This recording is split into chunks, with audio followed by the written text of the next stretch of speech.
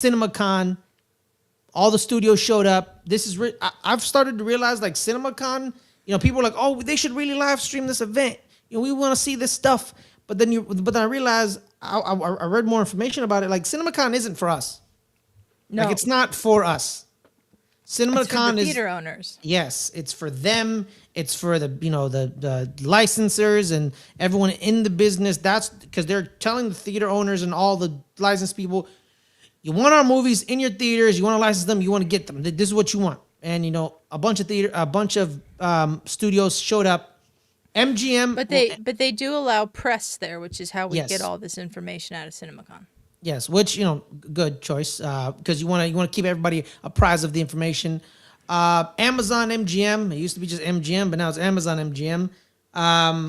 Big things of CinemaCon that I is Spaceballs, the legendary parody movie starring Rick Moranis, is getting a sequel finally. It's called Spaceballs, the new one. Adelia, I'm gonna ask you: did you ever watch Spaceballs? And are you excited for the sequel?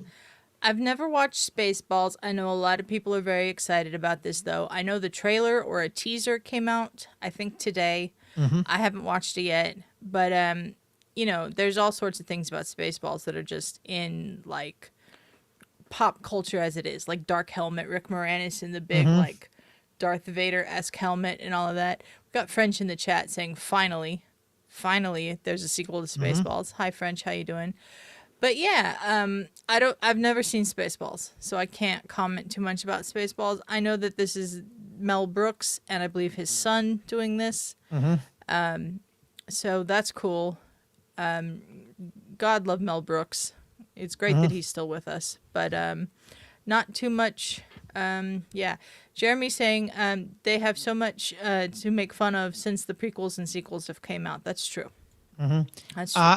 Adelia, I'm with you. I've never seen Spaceballs at all. Yeah. I know Rick Moranis is coming out of retirement. I think it was like, or hiatus. Yeah. He didn't retire. Hiatus. It was like, 20 years?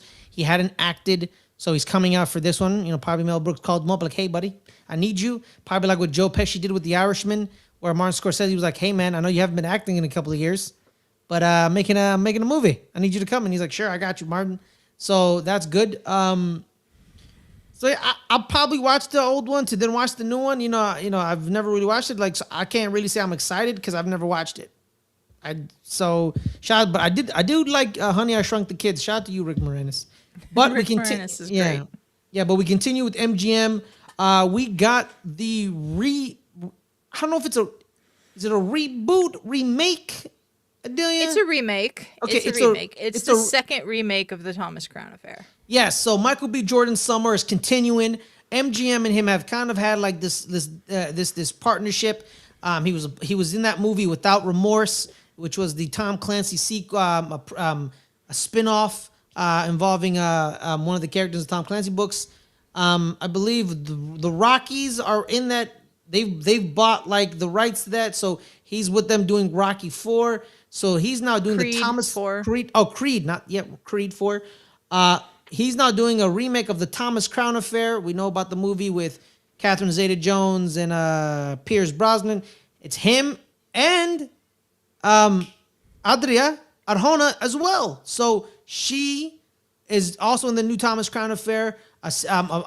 So I'm excited, man. I'm a big Michael B. Jordan fan. I've watched a lot of his stuff. Hey man, I'm excited. I'm excited. Him stealing art, globe trotting. I'm in, dog. Yeah. I'm in. So yeah. I haven't seen the original Thomas Crown Affair, but I did see the Pierce Brosnan remake. I don't remember if it was in the 90s or the early 2000s, but I did see 90s. That one. It's really great. I do like it. Michael B. Jordan is directing this as well. Yes. So that's cool. He is the one that actually confirmed to everyone that the reports of Adria being cast in the DCU were correct because he came out on stage and introduced her as the newest member of the DC universe. Yes, he did. So obviously they were okay with that knowledge getting out there. I don't know.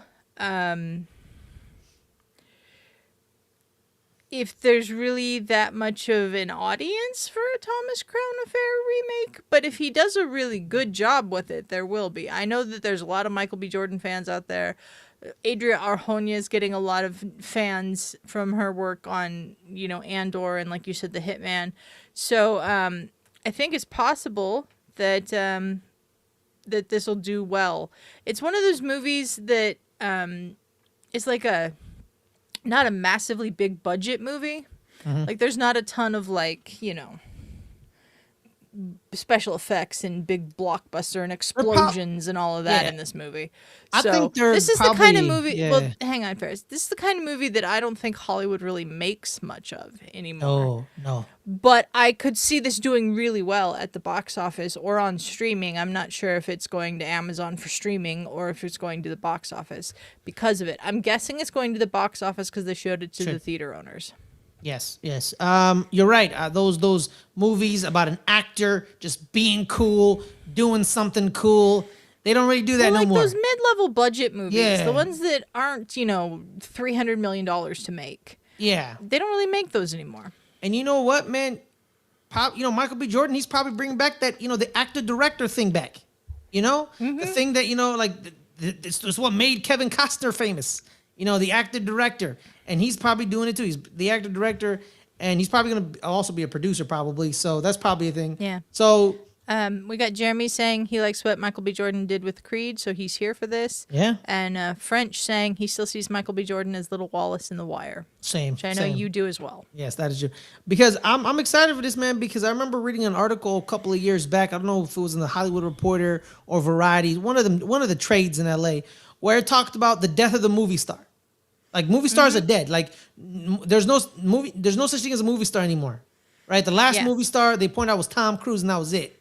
And I was like, yeah, okay, but maybe it's coming back, and maybe the guy to lead the charge is Michael. And you know what? I'm happy for this man because maybe I don't know why. I just been a big fan of the guy. I'm rooting for him to succeed. He seems like a good dude. From what I see, he could be a horrible human being because you know how it is. But yeah, it was cool. It's cool. Yeah, Jeremy's saying I think Amazon is trying to get 15 theatrical releases a year with Project Hail Mary's success. They plan on more theater releases. I think that's a good thing. Yes. I think the planned number of theater releases this year has actually gone up from last year, which is also a good thing because we want to save the movie theaters. Because if everything starts going to streaming, then there's going to be no movie theaters to go to. And as someone who lives in a place where they closed my AMC theater during the pandemic and weren't planning on reopening it, I'm thankful for little theater chains that exist. Like we have a Golden Ticket Cinemas, which I'm sure most people have never heard of, but we have one, and they came in, they remodeled the place, they made it nicer, and it's a great place to go watch a movie in this small little town that I live in. So I think that going to the movies is very important, and I think that it's good that Amazon's trying to release more movies instead of just going straight to streaming, because I do think straight to streaming has harmed the industry a lot. Absolutely. It was a system that wasn't broke, and they tried to break it because they were greedy, and they realized it's all coming down. We need to readjust. But lastly, of the MGMs, the Blade guys are making a movie not named Blade. Bassem Tariq and Mahershala Ali are making a movie called Your Mother, Your Mother, Your Mother. It stars a hitman dealing with a religious crisis, trying to save his son.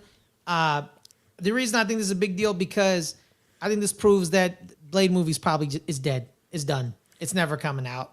It's over. Well, we have heard that through I think a Jeff Snyder report that they're not going to do the Blade movie. They're going to make a Midnight Suns movie instead with Blade in it. Because I think they just couldn't crack the Blade movie. I think it's difficult to just not remake the ones that Wesley Snipes did. Yeah. And I know a lot of people have feelings on the sequels, but that first Blade movie is really good. So I think that it's great that while they're figuring out what to do with the character, these guys are like, we still want to work together. And they're making this movie. It's a loving dad who's a hitman trying to protect his son. It sounds very interesting. The title's very interesting because I don't know why we have to say your mother, your mother, your mother, like repeating it 3 times. I it's the don't get title. that yet. Yeah, I we'll don't find get out. that yet. We'll find out. Giancarlo Esposito's in this movie, so you got Mahershala, Giancarlo. I can't wait. This is a movie that I probably will never see, but this is Ferris's kind of movie. This is my kind of film. It's my kind of film, so I'm really excited. And you know what? Shout out to Wesley Snipes, man. You saved the Marvel Cinematic Universe, so shout out to you. If Bleed didn't pop off, Marvel doesn't got money. So shout out to you, Wesley. Shout out to you, Wesley. French saying the ice skating uphill line was a classic. Absolutely. Exactly. I quite enjoy number 2, Blade 2. I like it. I think that's the one with I Guillermo think del people Toro. like Blade 2 more than Blade 3. Yeah, we don't talk But about I know that. that there are people that we just don't like the sequels at all. Like it's a whole thing. Yeah, we don't talk. There's only 2 Blade movies. I don't know what you're talking about, Adelia. Well, there is a third one. Yeah, we don't talk about it. It's the third one is literally why it was so surprising that Wesley Snipes showed up in the Deadpool and Wolverine movie. You know. Okay, let me tell you how bad the third one is, Adelia. Okay. I had Warner Brothers. I had HBO Max once, and they had all the Blade movies. But when I entered Blade, the 1 and 2 popped up. I had to enter Blade Trinity fully for that movie to pop up. That's how badly that's how bad that movie was. They don't want no one to watch it. You have to actually type in the full title. I think that's just more of a search issue.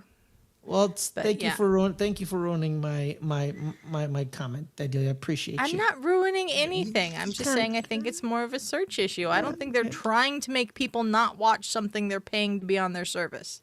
You know what? If they didn't, I respect it because I wouldn't want to watch that either.